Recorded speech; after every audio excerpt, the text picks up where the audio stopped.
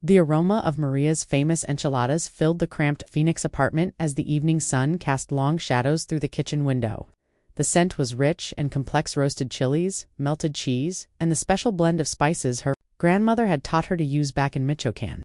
The weathered dining table, a garage sale find from 15 years ago, groaned under the weight of homemade dishes that had taken her the entire afternoon to prepare. Spanish rice with saffron, threads she'd saved up to buy, refried beans made from scratch with lard and cumin, and fresh flour tortillas still warm from the comal. Maria Gonzalez wiped her hands on her apron, the one with small embroidered flowers that her sister Rosa had given her for Christmas 3 years ago, calling out in her warm, accented voice that still carried traces of her childhood in rural Mexico, "Ethan, mijo, dinner's ready." 17-year-old Ethan shuffled into the kitchen, his eyes glued to his phone screen, thumbs moving rapidly across the glass in what appeared to be an intense gaming conversation with his online friends. His basketball shorts, Phoenix Suns merchandise he'd begged for last Christmas, hung loosely on his lean frame, and his dark hair was tousled from hours of gaming in his room. The latest iPhone model, which Maria had worked overtime for 2 months to afford, never seemed to leave his hands. Without looking up from the glowing screen, he slumped into his usual chair, the one with the slightly wobbly leg that Maria kept meaning to fix but never found time for between her 2 jobs and volunteer commitments. "Put the phone away, we're eating," Maria said gently, settling into her seat across from him. The table was set for 2. It had been just the 2 of them since Ethan's father left 5 years ago, disappearing one morning with nothing but a hastily scribbled note about needing space and a promise to send money that had materialized only. The empty chair where David used to sit had long since been moved to the corner, but sometimes Maria still found herself setting 3 places out of habit before catching herself and putting the extra plate away. Ethan reluctantly placed his phone face down on the table, his expression already showing the familiar signs of impatience. Maria served him a generous portion, her movements careful and practiced. She'd worked 2 jobs today, the morning shift at the hotel laundry service and the afternoon at Mrs. Patterson's house, cleaning and organizing, and her shoulders ached. But seeing Ethan eat her cooking always made the exhaustion worthwhile. "You know," Maria began, settling into her chair with a soft sigh that spoke of 12-hour workdays and constant worry about making ends meet. "This reminds me of when I first came to Phoenix. I was 19, pregnant with you, and I didn't speak much English, maybe 50 words total, most of them wrong. I remember standing in that big Fry's grocery store on 35th Avenue, holding a can of beans, trying to read the label. The words might as well have been hieroglyphics. I was so overwhelmed standing there in that bright, cold aisle, feeling like everyone was staring at the pregnant Mexican girl who obviously didn't belong." Ethan's fork paused midway to his mouth, and Maria caught the subtle eye roll, the slight tightening around his eyes that she'd grown accustomed to over the past few years. It was the same expression he wore when she spoke Spanish too loudly in public, or when she packed him lunch in containers that looked too homemade compared to his classmates' brand-name snacks. But she continued anyway, her voice gaining warmth. As the memory took hold, the store manager, Mr. Kimile, never forget his name, he saw me struggling. I must have been standing there for 10 minutes, holding that can, probably looking like I was about to cry. Instead of ignoring me or making me feel stupid like I expected, he took 20 minutes out of his busy day to walk me through the aisles, teaching me English words for different foods. "Bean," he'd say, pointing with his finger and speaking, slowly and clearly, "beans." And I'd repeat it until I got the pronunciation right, my accent thick and clumsy. He did this every week for months, never charging me extra for his time, never making me feel like a burden. Sometimes he'd write words down on little pieces of paper so I could study them at home. He even taught me how to use coupons and read expiration dates. "Mom," Ethan interrupted, his voice carrying that familiar edge of embarrassment mixed with teenager impatience. "Can we just eat? I have homework, and Tyler and Marcus are waiting for me online. We're supposed to start a new campaign at 8. Maria's heart clenched slightly, but she forced a smile, the same practiced expression she'd perfected over years of working in customer service and dealing with impatient people. "I just thought you might like to know how you survived in America against all odds," Ethan finished, his tone mockingly dramatic as he set down his fork with perhaps more force than necessary. "Yeah, Mom, I've heard this story like 100 times. The helpful grocery store manager, the English classes at the community center, working 3 jobs while pregnant. It's always the same stories, and honestly, they're kind of depressing. Can't we talk about something else for once?" The words hit Maria like a physical blow, each syllable landing with the precision of someone who knew exactly where to aim for maximum impact. but she kept her expression neutral, drawing on the same reserves of strength that had carried her through years of rejection letters, workplace discrimination, and the countless small humiliations that came with being an immigrant. In a country that wasn't always welcoming, she'd learned to hide her hurt behind a gentle smile, the same way she'd hidden her exhaustion behind cheerfulness when Ethan was younger and needed her to be strong. "These aren't just stories, mijo," she said quietly, cutting her enchilada into smaller pieces with deliberate precision, focusing on the task to keep her voice steady. "They're lessons, they're about resilience, about community, about how we survive and thrive. They're how I learned that people can surprise you with kindness when you least expect it, and how that kindness can change the entire trajectory of your life if you let it." Ethan's phone buzzed against the table, the notification light blinking insistently in that way, designed to capture and hold attention. His fingers twitched toward it automatically, like a moth drawn to light, and Maria could see she'd already lost him completely. The device was more compelling than anything she could say, more interesting than any story from her past. The blue glow reflected in his eyes, and she knew that whatever message or notification awaited him was infinitely more important than her old stories. "About survival and struggle? Can I be excused?" Ethan asked, already pushing back from the table before receiving permission, his plate still half full of food that had taken her 2 hours to prepare. His movements were sharp, impatient, like someone escaping from an obligation rather than finishing a family meal. "You barely ate anything," Maria protested gently. "I'm not that hungry. Thanks for dinner." The words were perfunctory, delivered without eye contact. As he snatched up his phone and headed toward his room, Maria sat alone at the table, the kitchen suddenly feeling cavernous despite its modest size. The untouched food on Ethan's plate seemed to mock her efforts, and she found herself picking at her own meal without much appetite. Outside, the Phoenix evening was settling into that comfortable warmth that made the desert city bearable. But inside the apartment, Maria felt a familiar chill of loneliness. She began clearing the dishes, wrapping Ethan's leftovers in foil with the automatic precision of years of practice. As she worked, she could hear the muffled sounds of his video game through the thin walls, explosions, gunfire, and the excited chatter of his online friends. At least he was talking to someone, even if it wasn't her.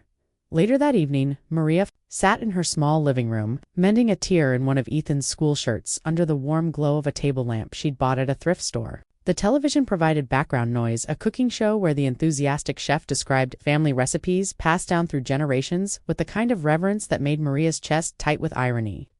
Here was a stranger on television, celebrating the very kind of stories that made her own son roll his eyes and check his phone for escape routes.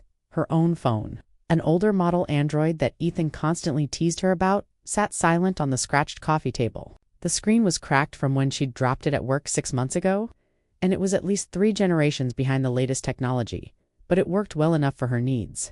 She thought about calling her sister Rosa in Tucson, but it was late, and Rosa had her own family to worry about, 3 teenagers and a husband who worked construction. Instead, Maria found herself wondering when exactly Ethan had stopped listening to her, when exactly her experiences had transformed from fascinating stories into embarrassing anecdotes. She remembered with crystalline clarity when he was 10 years old, how he used to curl up next to her on this very couch, the same secondhand furniture she'd bought when they first moved into this apartment, asking her to tell him about the old days in Mexico, about his grandparents he'd never met, about the journey that brought her to Phoenix.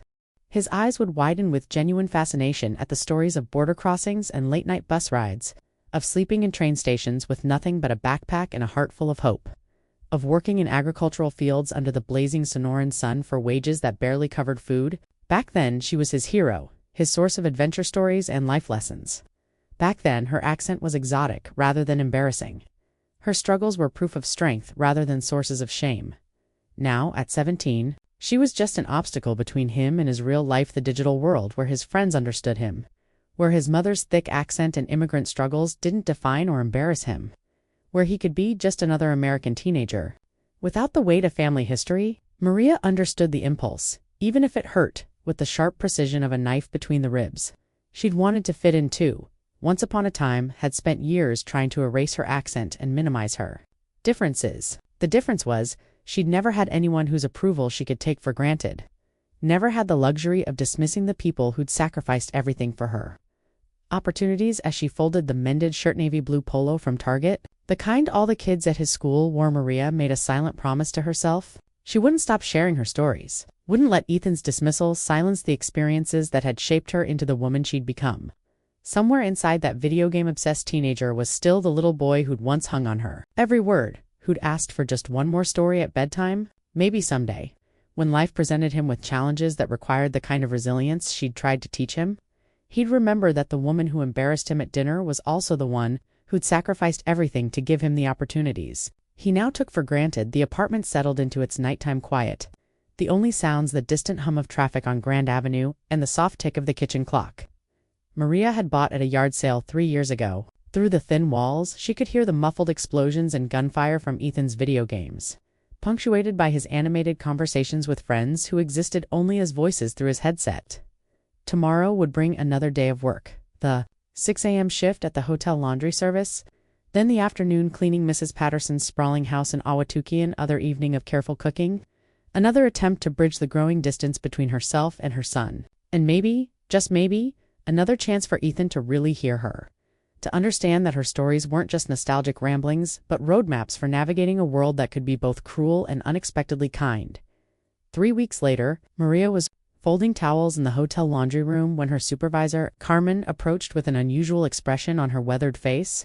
The industrial washing machines churned in the background, filling the windowless basement room with humid warmth and the constant mechanical symphony of water, soap, and spinning drums.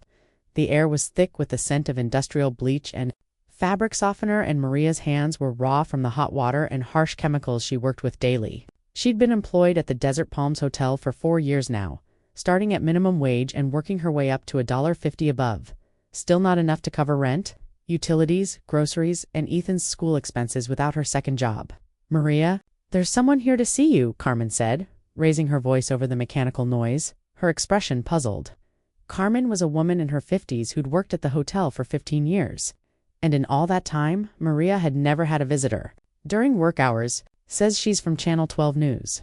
Something about wanting to interview you?" Maria looked up from the stack of fluffy white towels, confusion creasing her brow as she tried to process this unexpected information. "News? Are you sure they want me?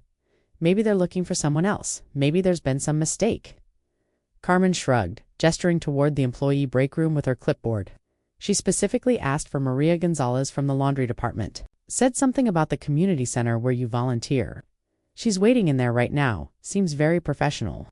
Maria's heart skipped as she followed Carmen down the narrow hallway, her work shoes squeaking slightly on the polished linoleum floor. The Estrella Community Center. She'd been volunteering there for 3 years, ever since Ethan had started high school, and she'd found herself with slightly more free time in the evenings. It had started as a way to fill the empty hours when he was busy with friends or gaming, but it had quickly become one of the most meaningful parts of her week. She helped new immigrants navigate the overwhelming maze of paperwork, translation, services, and cultural adjustment that she remembered all too well from her own early days in Phoenix.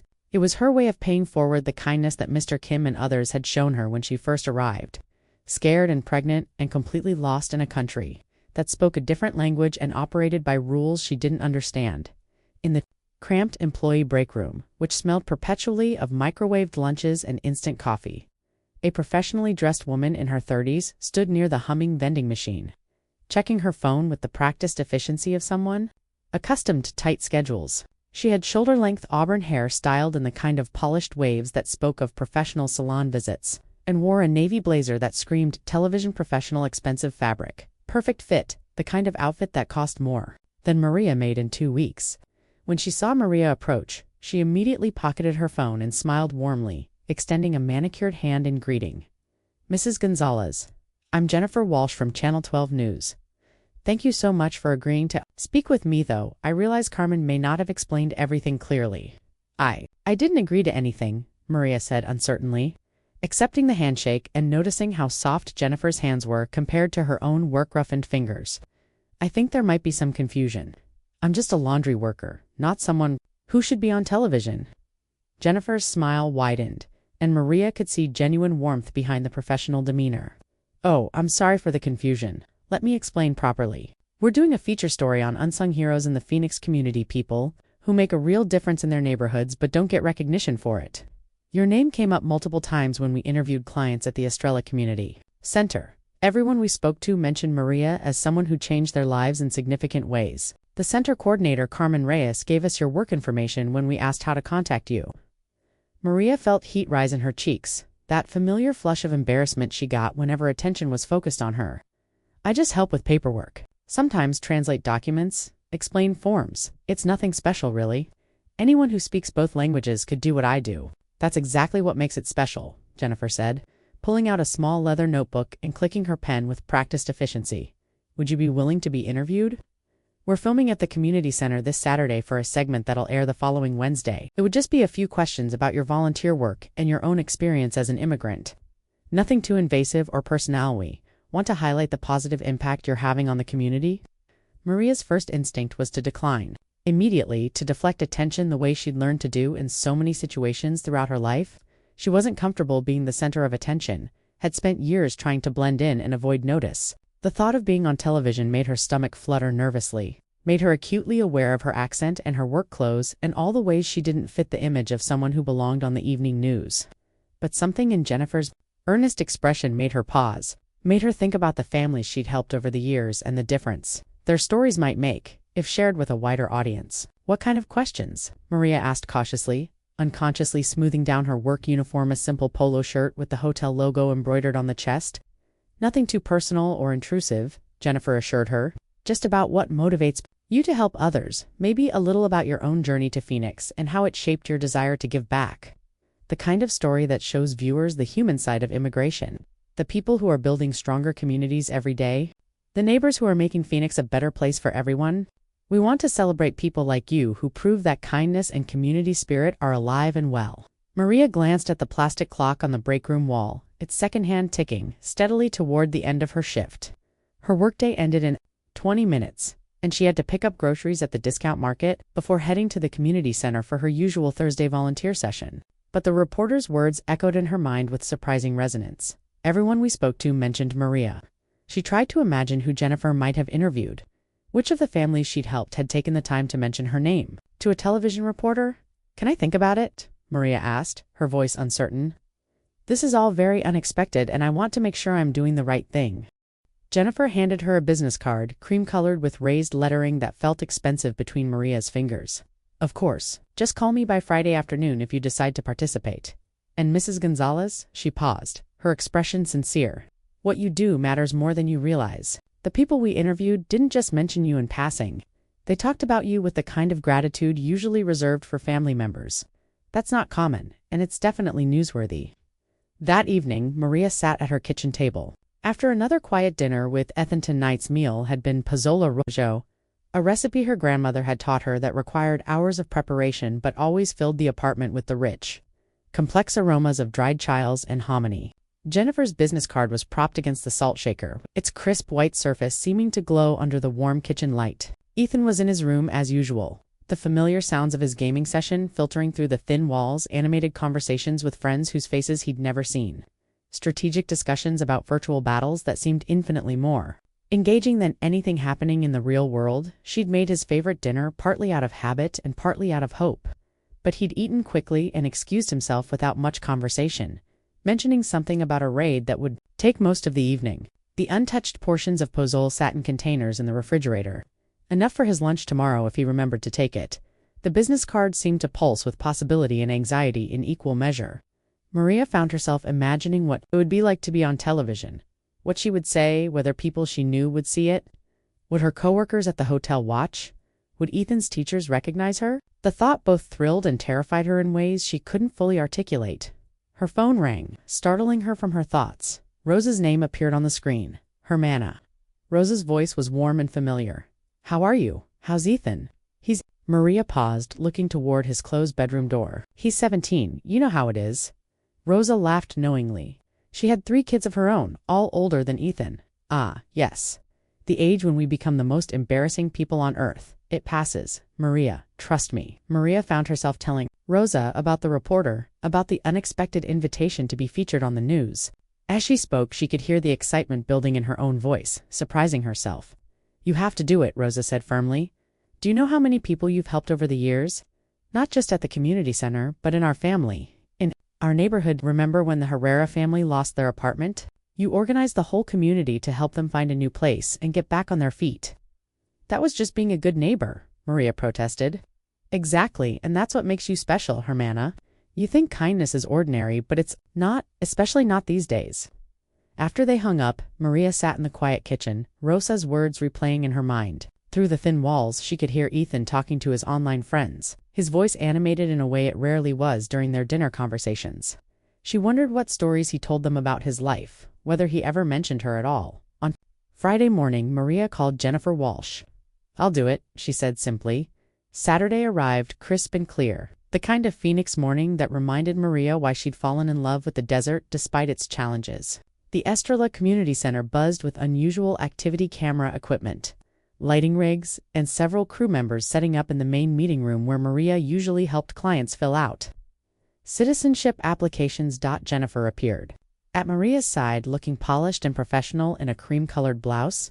"Mrs. Gonzalez, you look wonderful. Are you ready?" Maria smoothed down her best dress, the navy blue one she wore to church and parent-teacher conferences. "I think so. I'm a little nervous." "That's completely normal. Just speak from the heart, and remember you're here because you make a difference." The interview setup was simpler than Maria had expected. 2 chairs positioned at an angle, soft lighting, and a camera that seemed less intimidating than she'd imagined. Jennifer settled across from her, and Maria tried to focus on the reporter's encouraging smile rather than the red recording light. "Let's start with something easy," Jennifer said. "Tell me about your work here at the community center. What do you do?" Maria's voice was soft at first, uncertain. But as she began describing the families, she helped the young mother trying to understand her child's school forms, the elderly man applying for Social Security, the teenagers navigating college applications. Her confidence grew. These weren't abstract concepts. They were real people with faces and stories and dreams. "What motivates you to volunteer here?" Jennifer asked. "When I first came to Phoenix, I was so lost," Maria said, her hands gesturing naturally as she spoke. "I remember standing in that grocery store, pregnant and scared, not understanding anything, but people helped me. A store manager who taught me English words. A nurse at the clinic who stayed late to explain my medical forms. A neighbor who showed me how to use the bus system. They didn't have to help, but they did. And now I get to be that person for someone else." Maria nodded, feeling the memories rise like heat from summer pavement. "It was. But you know what I learned? Kindness is the same in every language. When someone takes time to help you, when they see you as a person instead of a problem, it changes everything. It makes you want to pass that kindness along."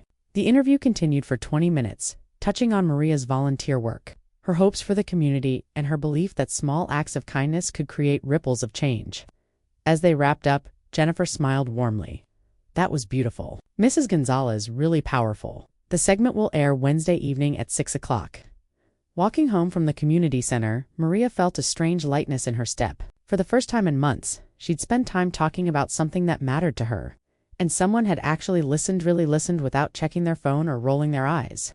It was a feeling she'd almost forgotten. At home, Ethan was sprawled on the couch, controller in hand, deeply engaged in what appeared to be a military strategy game. He glanced up as she entered. "How was the center?" he asked absently, his attention already returning to the screen. "It was good," Maria said, hanging her purse on the kitchen hook. She thought about mentioning the interview, but something held her back. Maybe it was better to wait and see what came of it, if anything. Maybe it was better to have one thing that was just hers, at least for now. "There's leftover pozole in the fridge if you get hungry," she added. "Cool, thanks," Ethan replied. But Maria could tell he wasn't really listening anymore. The game had reclaimed his attention, and she was once again invisible as she prepared for bed that night.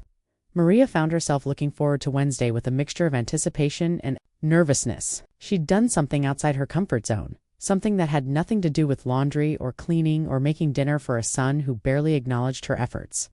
She'd shared parts of herself that mattered, and for 20 minutes, someone had treated those parts as valuable. It was a start. Wednesday arrived with an unusual energy in the Phoenix air. The monsoon season was approaching, and the atmosphere felt charged with possibility. Maria had been thinking about the news segment all week, alternating between anticipation and anxiety. She'd told a few people at work, but mostly kept it to herself, unsure of what to expect. The day passed in its usual rhythm: morning shift at the hotel, afternoon cleaning session at Mrs. Patterson's house, grocery shopping, and dinner preparation. Ethan came home from school in his typical mood, earbuds in, backpack slung carelessly over one shoulder. "How was school?" Maria asked as he headed toward his room.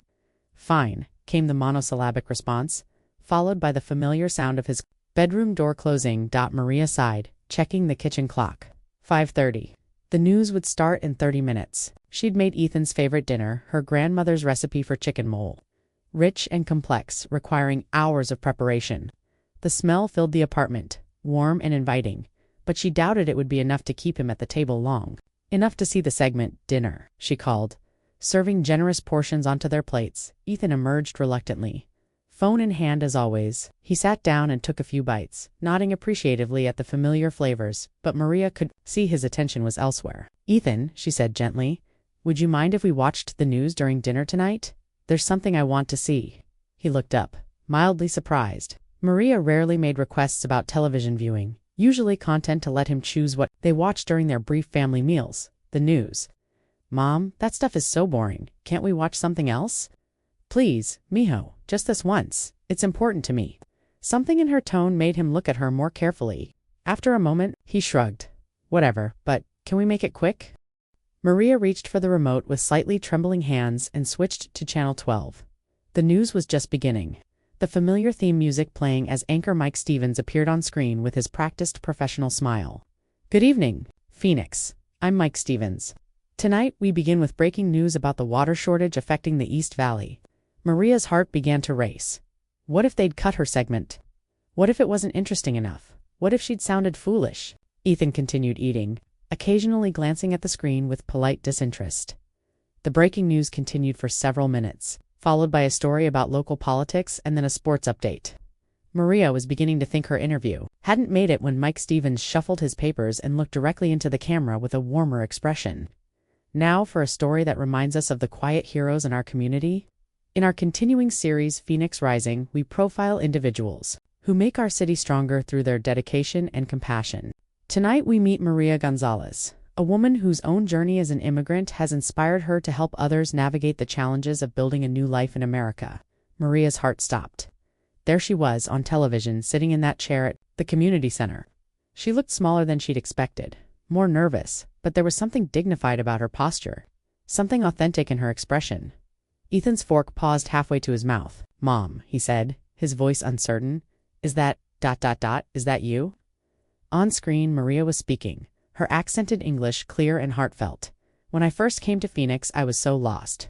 I remember standing in that grocery store, pregnant and scared, not understanding anything, but people helped me. A store manager who taught me English words, a nurse at the clinic who stayed late to explain my medical forms, a neighbor who showed me how to use the bus system. They didn't have to help, but they did, and now I get to be that person for someone else." The camera showed footage of the community center, people of various ages and backgrounds filling out forms, attending English classes, participating in citizenship preparation sessions. Jennifer's voice narrated over the images, 3 times a week. Maria volunteers at the Estrella Community Center, helping new immigrants navigate the complex process of establishing themselves in America. But her impact goes far beyond paperwork. The segment cut to interviews with some of Maria's clients. A young woman holding a toddler spoke directly to the camera. "Maria didn't just help me fill out forms. When my son got sick and I didn't know how to talk to the doctors, she came with me to the hospital. She translated. But more than that, she made sure I understood everything. She treated us like family." An elderly man, his face creased with emotion, added, "I was ready to give up on my citizenship application. The process seemed impossible. But Maria, she sat with me for hours, explaining every question, every document. She never made me feel stupid for not understanding. Because of her, I became a citizen last month." Ethan had stopped eating entirely. His phone lay forgotten on the table as he stared at the television screen. The mother he saw every day, the woman who made his dinner and washed his clothes and told embarrassing stories, was being celebrated on television as a community hero. The segment returned to Maria's interview, and this time her voice was stronger, more confident. Kindness is the same in every language. When someone takes time to help you, when they see you as a person instead of a problem, it changes everything. It makes you want to pass that kindness along. Jennifer Walsh appeared on screen for the closing. Maria Gonzalez works 2 jobs too. Support her family yet still finds time to volunteer 15 hours a week at the community center. She's helped over 200 families navigate the immigration process, and her efforts have earned her recognition from the Phoenix Mayor's Office as Volunteer of the Year. When asked what drives her, Maria says simply, "We rise by lifting others." For Channel 12 News, I'm Jennifer Walsh.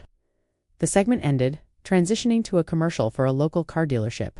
Maria reached for the remote with shaking hands and turned off the television. The apartment fell into complete silence. Ethan stared at his mother as if seeing her for the first time.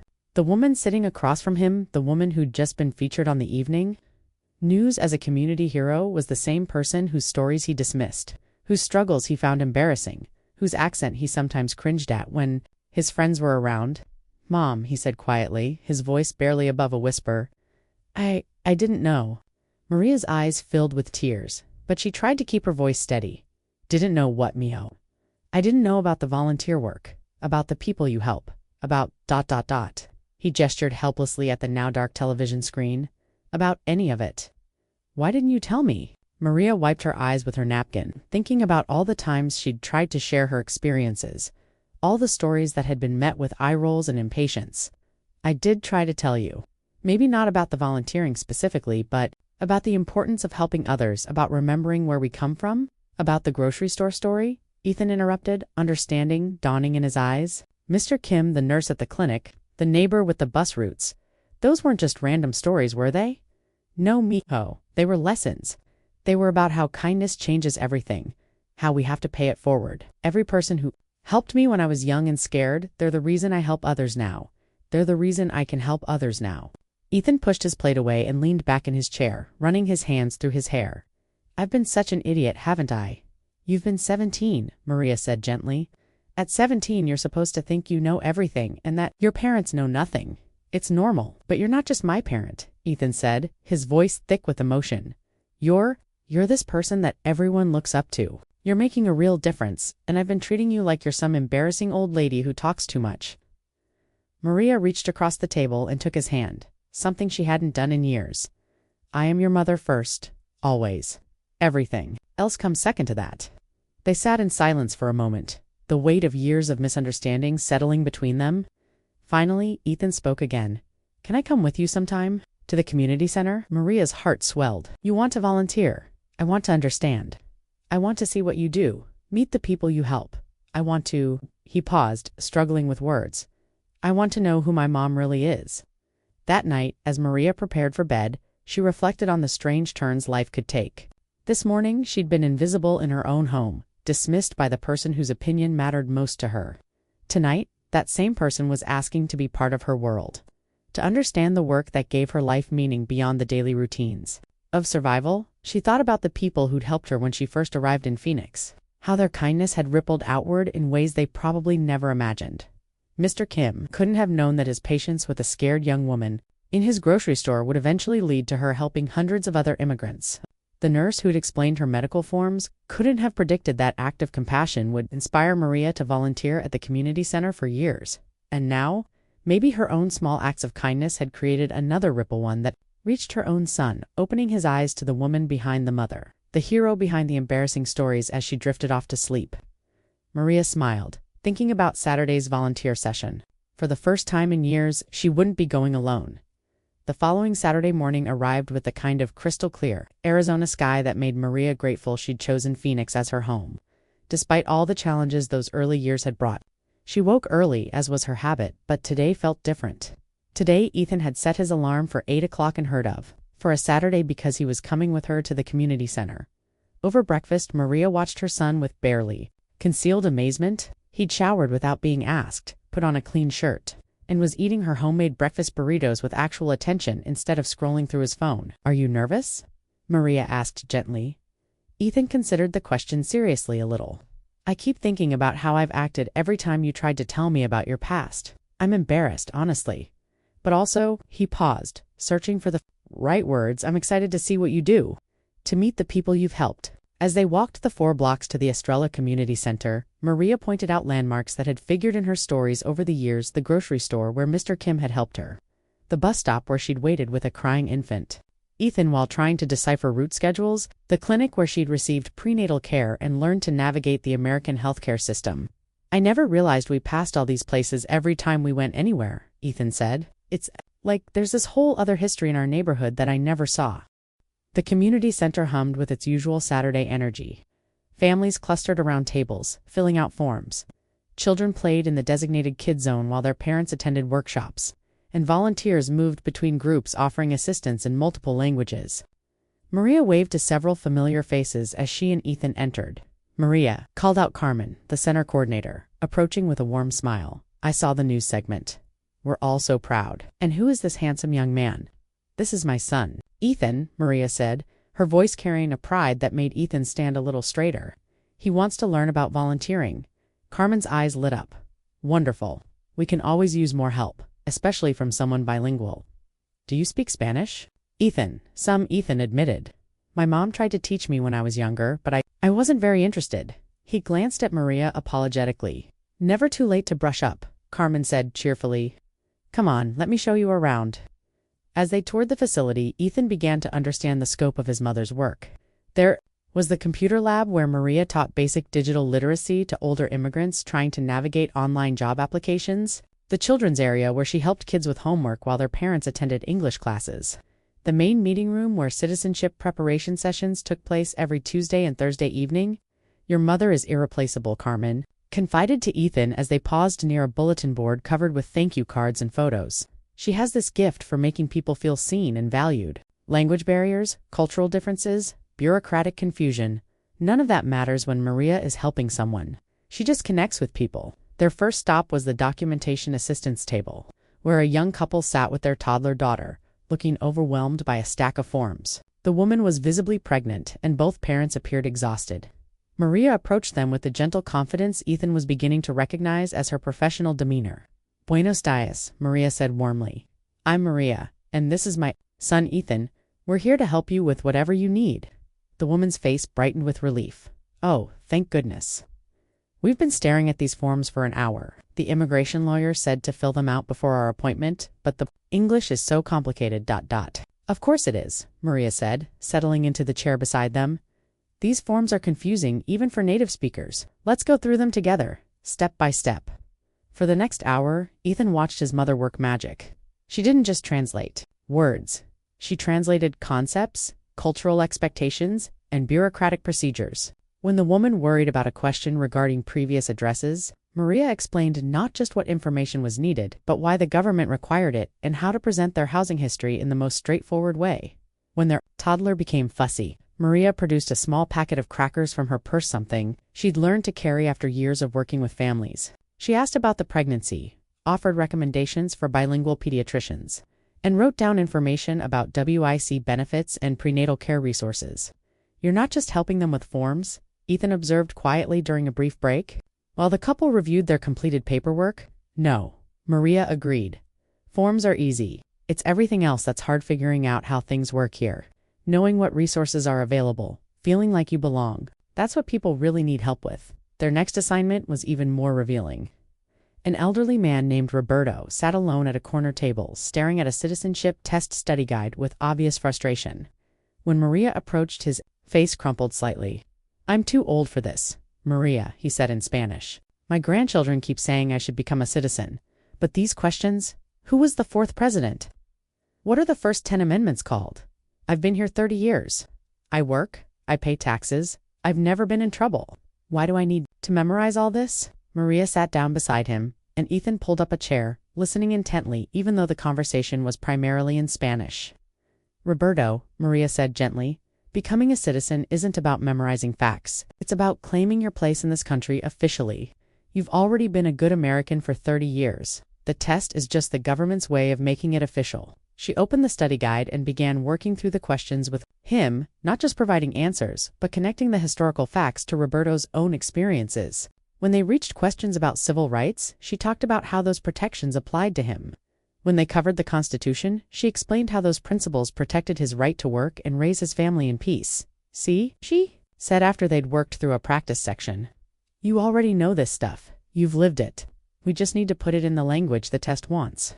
As Roberto's confidence grew, Ethan found himself deeply moved by witnessing his mother's patient, respectful approach. She never made anyone feel stupid or rushed. She celebrated small victories. Roberto correctly answering a question about the Bill of Rights, the young couple successfully completing their application forms as if they were major achievements. During lunch break, Ethan and Maria sat outside the community center, sharing sandwiches she'd packed that morning. "I had no idea," Ethan said quietly. "When you tell stories at dinner about people helping you, I always thought they were just stories, random nice things that happened. But you're doing the same thing for all these people that was done for you. That's exactly right, Maria said. Every person who helped me when I was lost and scared, they're still helping people. Through me, their kindness doesn't end with me. It keeps going. Ethan was quiet for a moment, processing this concept. So when Mr. Kim helped you learn English, words at the grocery store, he was also helping Roberto pass his citizenship test, and that pregnant woman understand her immigration forms, and all the other people you've worked with over the years. Now you understand, Maria said, her voice warm with approval. Kindness multiplies. It creates ripples that spread farther than we ever imagine. After lunch, they were assigned to help with the children's program while parents attended an advanced English class. Ethan found himself naturally connecting with the kids, many of whom were bilingual like him, and navigating between their parents' culture and American school culture. Your mom is like famous here, 10-year-old Sophia told Ethan as they worked on an art project together. My mom says she's the reason our family got to stay in America. She helped with all our papers when I was little. My dad says your mom is an angel, added 8-year-old Miguel.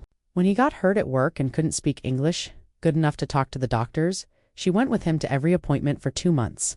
Ethan looked across the room at his mother, who was reading a story to a group of younger children, switching seamlessly between English and Spanish to make sure everyone understood. The kids hung on her every word, their faces bright with engagement.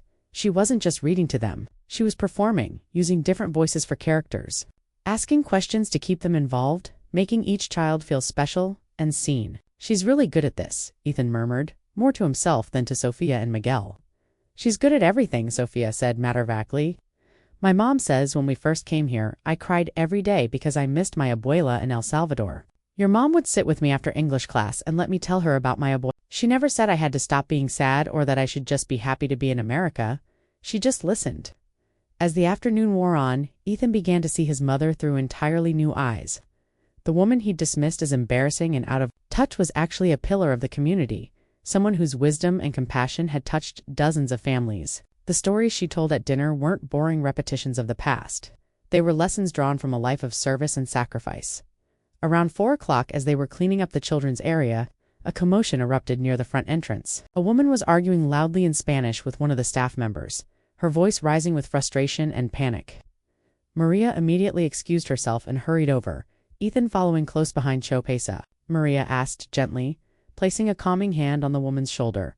Through tears and rapid Spanish, the woman explained her situation.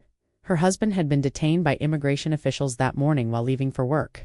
She had 3 children at home, no car, no way to contact a lawyer, and no idea what to do. The staff member had been trying to help, but the language barrier and Anna's panic were making communication difficult. Maria immediately shifted into crisis mode. She guided Anna to a quiet corner, asked Ethan to bring water and tissues, and began making phone calls, first to a legal aid organization that provided immigration assistance, then to a church group that could help with childcare, then to a community fund that assisted families dealing with immigration emergencies. "Ethan," Maria said during a brief pause between calls, "can you watch Anna's youngest? She's in the children's area, about 4 years old, wearing a pink dress. Just keep her calm while I make these arrangements."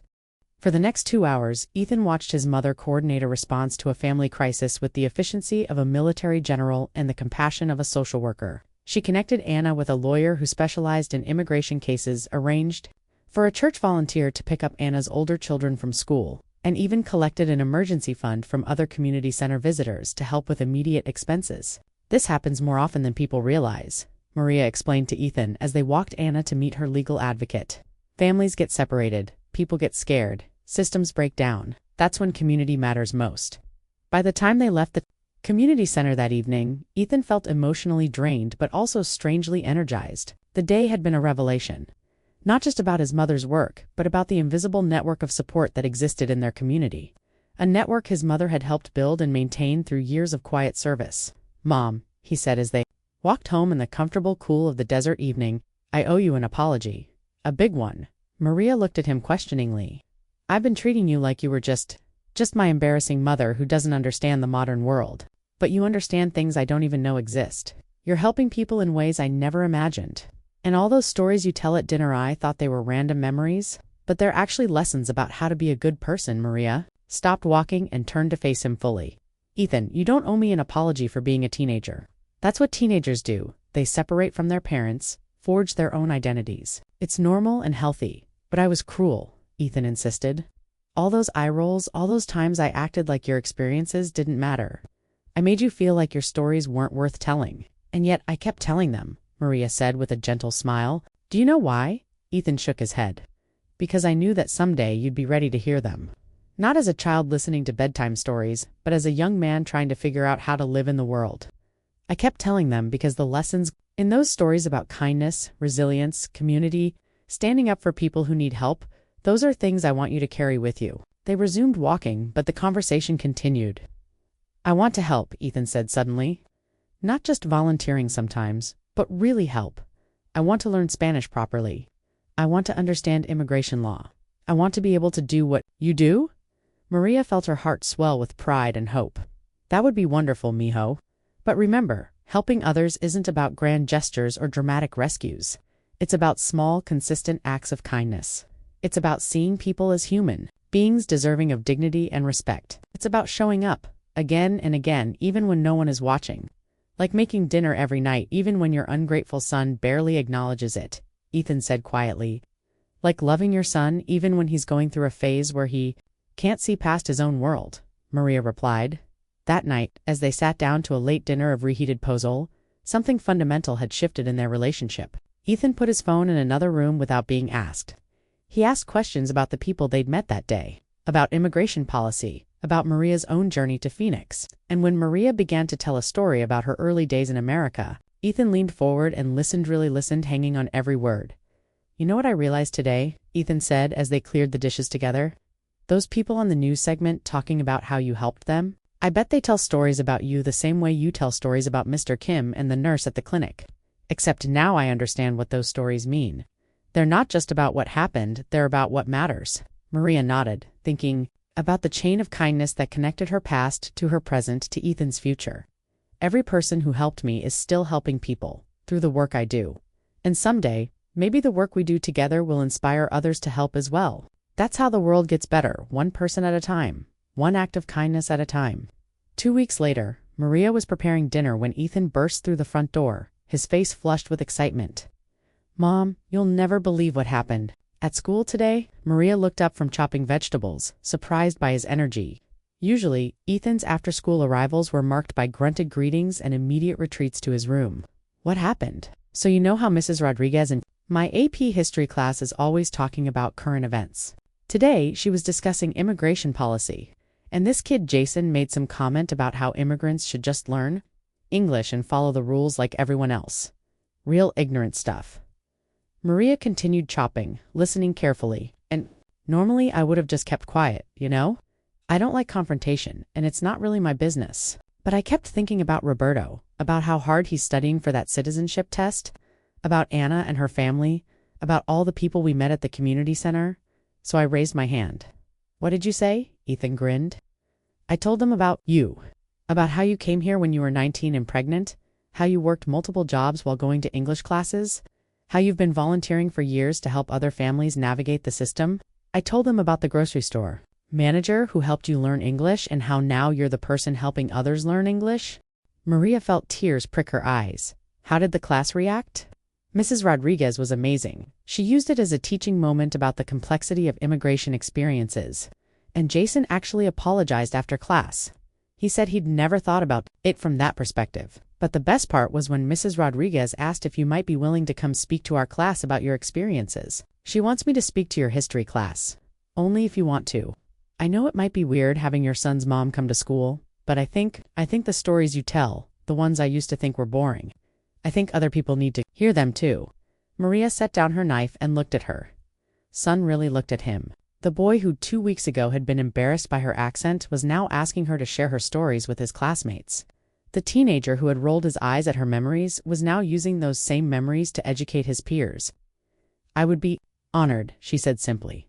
That evening, as they shared another dinner where phones stayed put away and conversation flowed freely, Maria reflected on the unexpected turns life could take. A single news segment had changed everything, not because it had transformed who she was, but because it had helped Ethan see who she had always been. You know, Ethan said, as they finished eating, I've been thinking about college applications. Oh, I want to study social work? Maybe immigration law. I want to be able to help people the way you do, but with more resources, more legal knowledge. I want to make it so families like Anna's don't have to go through what they went through. Maria felt a profound sense of completion, as if all the years of struggle and sacrifice had led to this moment. Her son hadn't just learned to appreciate her stories, he'd learned to see himself as part of the continuing story of service and compassion. Your father would be proud, she said quietly. Ethan looked surprised. They rarely talked about his father, who had left when the challenges of raising a family became too overwhelming. You think I know he would be. Whatever his flaws, he always wanted you to be a good man, and you are becoming a very good man, Ethan. As they cleaned up together, Maria thought about the ripple effects of kindness that had brought them to this point. Mr. Kim's patience in the grocery store had led to her volunteering at the community center. Her volunteer work had led to the news segment. The news segment had opened Ethan's eyes to her true self, and now Ethan was planning a career dedicated to helping others. None of them not Mr. Kim. Not the nurse at the clinic, not the neighbor who explained the bus routes could have predicted that their simple acts of kindness would eventually inspire a new generation of advocates. But that was the beauty of compassion. It created waves that spread far beyond their origins, touching lives in ways that might never be fully known or understood. That night, as Maria prepared for bed, she smiled, thinking about tomorrow's volunteer session at the community center. For the first time in years, she wouldn't be going alone. And more importantly, she was no longer just passing on the kindness she'd received, she was multiplying it, creating new sources of compassion that would ripple outward long after she was gone.